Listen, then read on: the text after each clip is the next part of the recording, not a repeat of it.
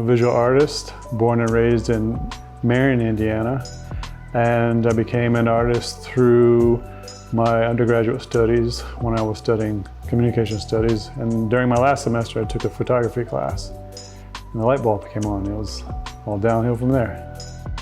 So I immediately was working with photography, and at some point I took classes at the DeHaan School of Art and Design and started dabbling into other things like video and sculpture, and sort of pretty much mixed media now at this point.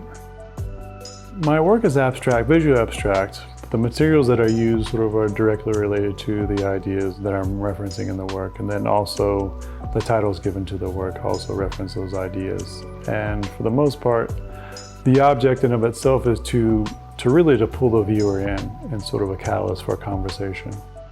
Current mediums that I work mainly with reference books, encyclopedias, law books, medical books, even art history books. That is it for the most part, but I deconstruct them and work with them in different ways. The book covers in particular, I also work with the pages and working on pulping them and creating three-dimensional objects, which is a new work that I've been working on recently. For the DeHaan project, I've been using some history books from Indiana, and I've been working, sort of revisited this process of making these three-dimensional sculptures from pulped books. I chose the textbooks in particular because they're close to home, and just referencing history in general and thinking about history in terms of history that is not highlighted, history that is left out. That was the sort of the main emphasis in using that material. In terms of the process, there's a lot of deconstruction that happens, and in that deconstruction, there's also use of a lot of water. You use the water to break down the books, and the water is used to sort of soften the adhesive from the book covers. And then I also use lots of water in pulping the book covers as well, and the pages of the books. And I also use a sewing machine. Use that in a large part of my practice when I sew the book covers together.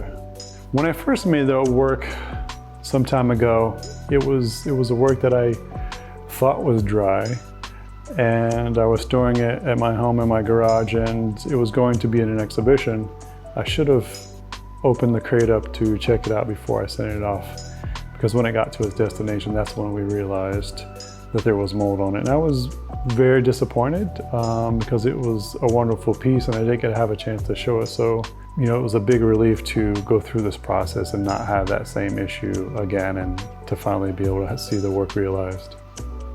So the work behind me, I probably spent maybe a couple of weeks on, because in that work there's a mix between the processes that I've used. There's a traditional use of sewing the book covers together, and then the pulping of the book covers. And when I pulp each color, it typically takes overnight in the machine that breaks it down, and I run one color at a time. So there's probably several different colors on that piece, and it may take several nights to run those. And then once the pieces are composed, it takes up to 2 to 3 days for it to dry as well. And that is sort of the majority of the work that I put into this. And it was a process that I got some help from. I actually did a residency in New York at a space called Donoho. So they helped me sort out the issue that I had with the material growing mold, and we added a step to the process that sort of enables the material to dry much quicker and keep the mold from growing. But all in all, the experience that I was able to have in doing the residency was extremely helpful, because it was a process that I had last sat with maybe about 6 or 7 years ago. And so this enabled me to revisit this and get some extra sort of hands and minds on the product, on the process, if you will, to help me sort it out. I think my involvement with the Arts Council has sort of really, in some ways, enabled me to be involved and to get to know more people, get to know more of the community, and sort of getting re-immersed from the time that I was away, because I was away for 7 years, and a lot has changed since then. So it's been really good in that way.